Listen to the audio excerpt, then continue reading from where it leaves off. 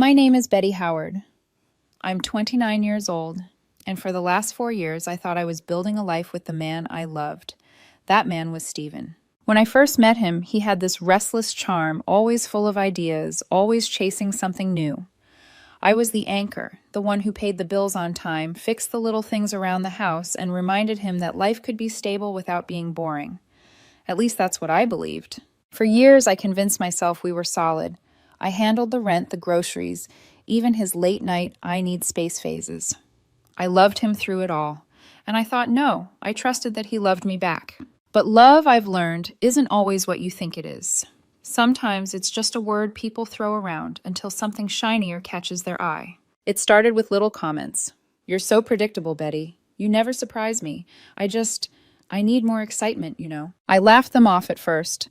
Everyone has bad days. Everyone gets restless. But bad days became bad weeks. Stephen started coming home late, smelling faintly of cologne that wasn't his.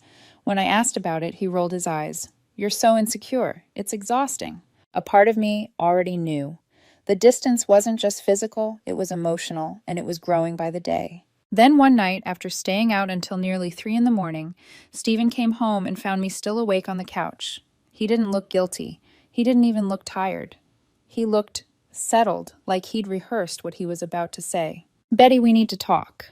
His tone made my stomach sink. It wasn't the kind of "we need to talk" that ends in compromise. It was the kind that ends everything. "I don't love you anymore," he said. Eyes steady, like he was reading a script. I blinked, my heart pounding in my ears. "What, I don't love you?" "I haven't for a while. I've just been trying to figure out how to say it." My throat tightened, but I forced myself to stay calm. "So, what does that mean, Stephen?" "It means I need to move on, but I'm not ready to move out yet. I'll stay here until I find a place." For a second, I thought I misheard him. My laugh broke out sharp and bitter, not because anything was funny, but because the absurdity was almost unbearable. "You don't love me, but you want to keep living here with me." He shrugged like it was the most logical thing in the world. "Well, yeah. Rent's expensive, and I'm not just going to throw money away. You can sleep in the guest room if it makes you feel better." I looked around the living room, the couch I'd picked out the walls. I painted the shelves I built. This wasn't just a house. It was my home, the one I carved out of long nights and long paychecks. And he wanted to treat me like a roommate he'd broken up with. "Betty, don't look at me like that," he added quickly. "I'm being reasonable." I met his eyes steady, my voice low. "No, Stephen. You're being selfish." He rolled his eyes. "Here we go. You're going to make this all about you. Typical." I didn't yell. I didn't cry. I just stood up. My hands trembling, though I hid them at my sides. "I'll be in the guest room tonight." He didn't even notice the weight of what I'd just said. He just turned on the TV like nothing had happened. That night, I lay in the guest bed, staring at the ceiling, listening to him laugh at something on his phone. His voice drifted down the hall like nothing in his world had shifted.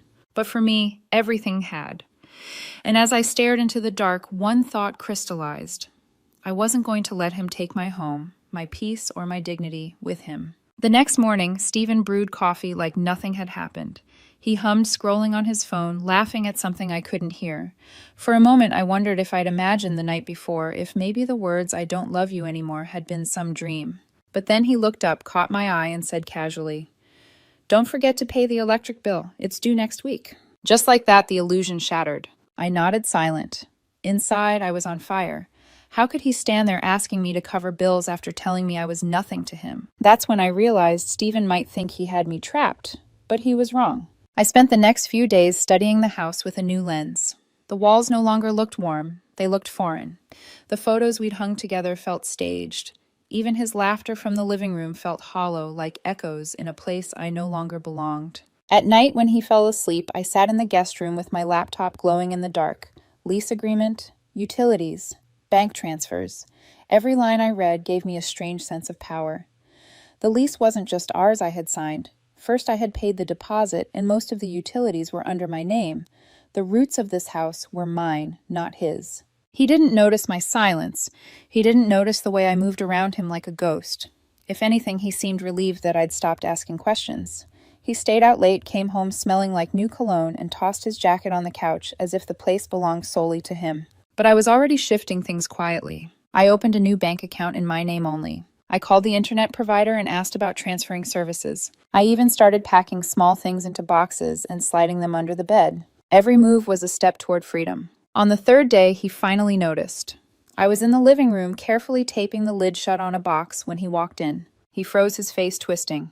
Betty, what the hell is this? I didn't look up. What does it look like? You're not actually moving out, he said, his voice sharp, almost panicked. I am. His laugh was bitter mocking. Don't be ridiculous. We need to talk about this. I finally met his gaze. Calm, cold. We talked, Stephen. You said you don't love me. You said you're moving on. So am I. For the first time, I saw a flicker of fear in his eyes. Where are you even going to go? He demanded. That's not your concern. You're being dramatic, he snapped, crossing his arms. You can't just abandon me. That word abandon nearly broke my composure. Abandon him. After years of carrying him, of paying, waiting, forgiving, I steadied my breath. I'm not abandoning you, Stephen. I'm respecting your decision. He scoffed, shaking his head. You're such a coward. You can't even fight for me. Something inside me almost laughed. Not the laugh of humor, but of disbelief. Fight for you, I said softly. You don't want to be fought for. You want to be chased. You want to be begged, and I won't give you that. His mouth opened to argue, but I turned away, sealing the box with a final strip of tape. The sound cut through the silence like a knife. That night, as he went out again with friends, I sat in the guest room and stared at the growing stack of boxes. I knew what I had to do. I wasn't going to beg. I wasn't going to explain. I was going to leave quietly, completely, and on my own terms. By the end of that week, my plan was set. Every night, while Stephen scrolled on his phone or stumbled in late, I prepared quietly. Documents sorted, utilities shifted, my name carefully untangled from his. The house, once a home, now felt like a stage set I was dismantling piece by piece. On Friday night, he came into the living room and noticed the stack of boxes again. His jaw tightened. Betty, stop this. You're not actually leaving. I kept my voice steady. I am. You can't just walk away. We need to work through this. Talk about it. I met his eyes, the coldness in mine catching him off guard. You ended this, Stephen. I'm just following through. You're seriously going to leave me here after everything? My hand paused on the packing tape. After everything? Yes. His face twisted, his anger bubbling. Unbelievable. You're the selfish one, Betty, not me. I didn't answer. Sometimes silence says more than words. That night, when he left for another late outing, I didn't waste a second. I loaded the car, starting with the things that mattered most. The TV, I bought the laptop, the kitchenware my mother had given me, the box of tools my father once owned. I left behind the couch he'd insisted on buying, the cheap wall art he'd hung up, the towels I no longer wanted to see. I wanted no trace of him in my new life. On the counter, I placed the extra set of keys and a short note written on the back of an old receipt. Stephen, the lease is in your name now. I've already paid my half of this month's rent. After that, it's on you. Don't contact me. Betty. I stood there for a long moment, staring at the handwriting. My hand trembled, not from regret, but from release. When the last box was in the trunk, I turned off the lights. I didn't slam the door. I didn't leave in rage. I closed it softly, like sealing the last chapter of a book I never wanted to reread. As I pulled out of the driveway, I felt the air filling my lungs lighter than it had been in months. The city lights blurred past, and with every mile I left behind the weight of a man who mistook my love for convenience. The next morning, my phone buzzed at 2:17 a.m. Stephen, where the hell are you? I didn't reply. By sunrise, there were 3 more messages. This isn't funny. We need to talk, please, Betty. I let them pile up, each one a reminder that for the first time in years, my silence was louder than his words. I didn't feel anger. I didn't even feel sadness. I felt nothing. And that nothingness was freedom. The first 2 days after I left, my phone barely stopped buzzing. Blocked numbers, unknown numbers, even old friends I hadn't spoken to in months. At first, I thought Stephen would stay consistent with his indifference. But no, he turned desperate fast. Day 1, 2:17 a.m., Stephen. Where the hell are you? 7:30 a.m. Stephen. This isn't funny. We need to talk. By noon, the tone changed. Betty, please. I didn't mean for it to go like this. Just let's talk. I stared at the messages as I sat at my desk at work, sipping coffee, watching notifications roll across the screen like a storm I refused to step into.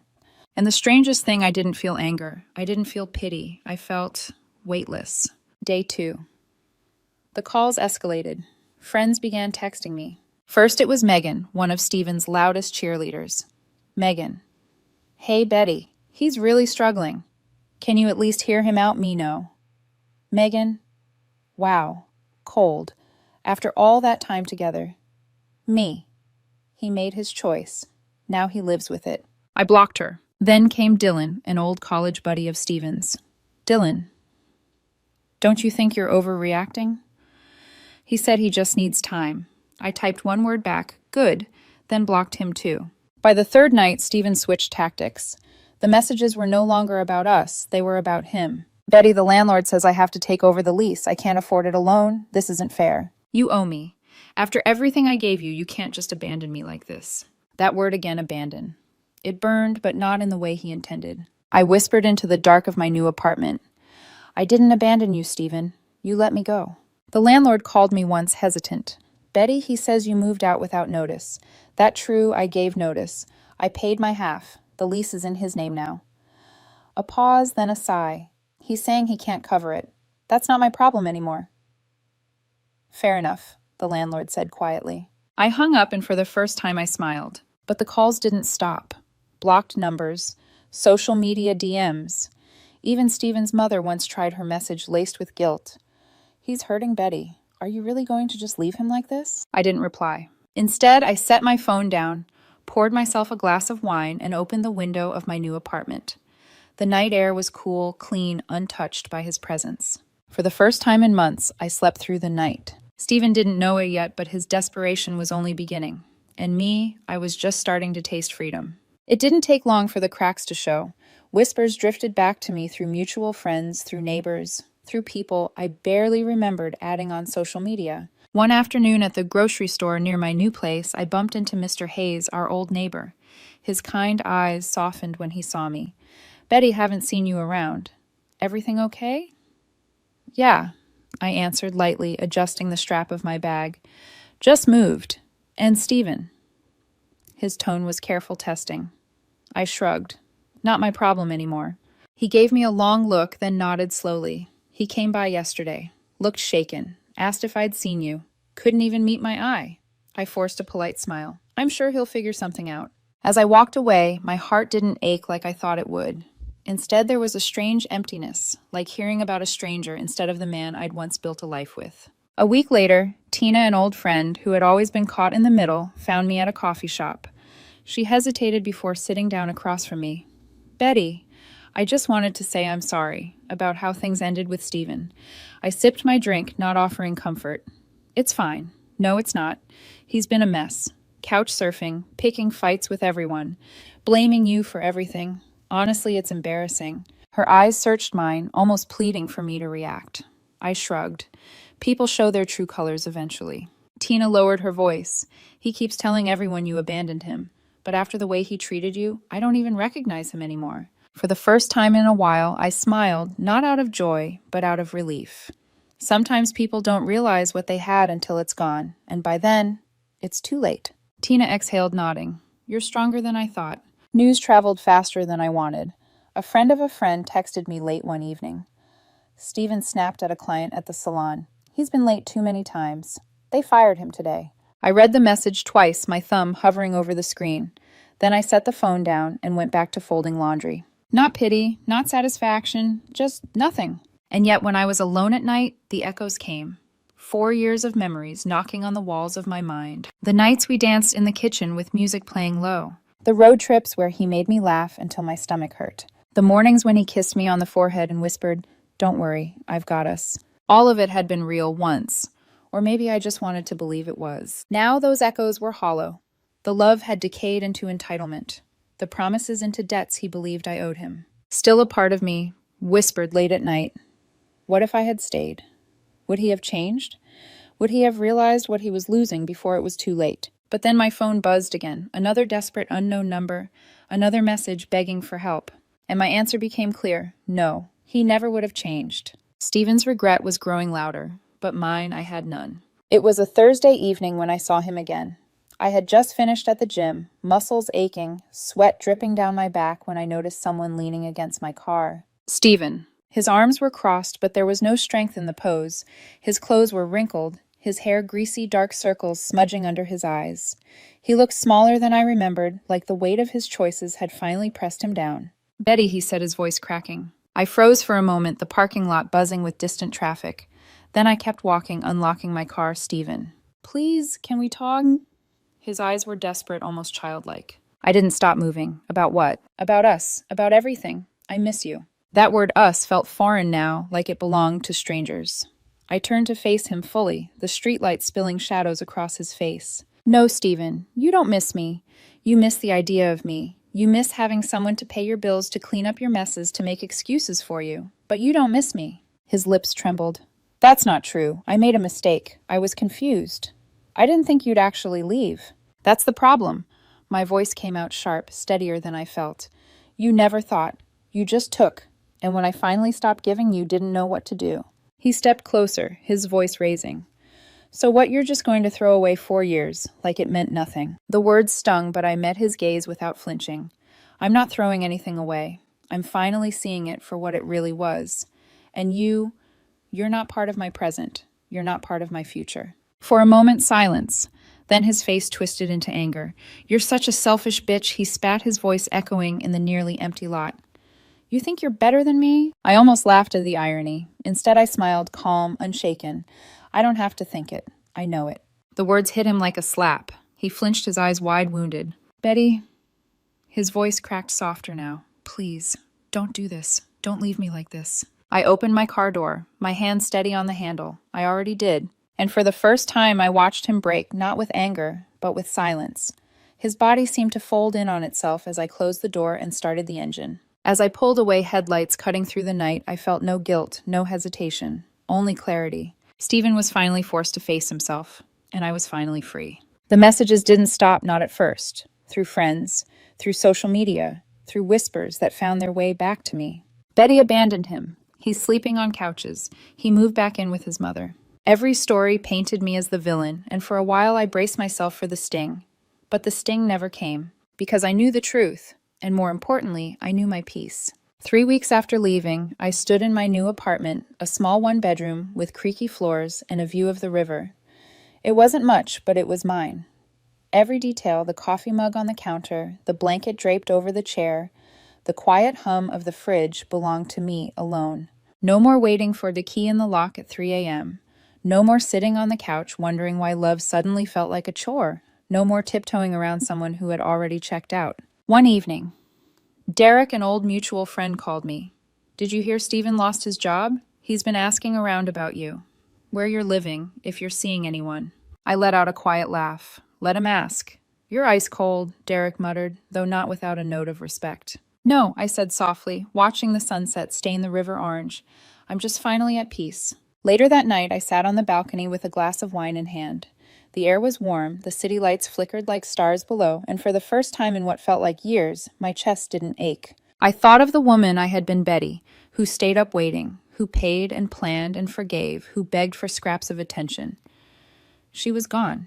In her place was someone stronger, steadier, someone who had learned that love without respect isn't love at all.